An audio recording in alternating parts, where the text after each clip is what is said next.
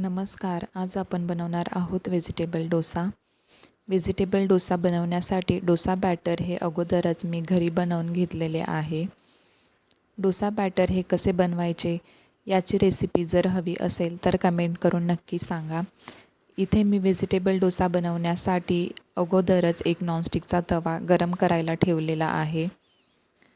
तवा चांगला गरम झाल्यानंतर त्यावरती थोडे पाणी शिंपडून घ्या, जेणेकरून डोसा बॅटर हे तव्याला चिकटले जाणार नाही. डोसा बॅटर हे तव्यावरती व्यवस्थित सर्व साईडनी पसरवून घ्या. त्यावरती तुम्हाला आवडत असलेल्या भाज्या व मसाले टाकून घ्या व हा डोसा आतल्या साईडनी फोल्ड करा व यावरती तूप लावून दोन्ही साईडनी क्रिस्पी होईपर्यंत भाजून घ्या. आजची रेसिपी तुम्हाला कशी वाटली कमेंट करून नक्की सांगा.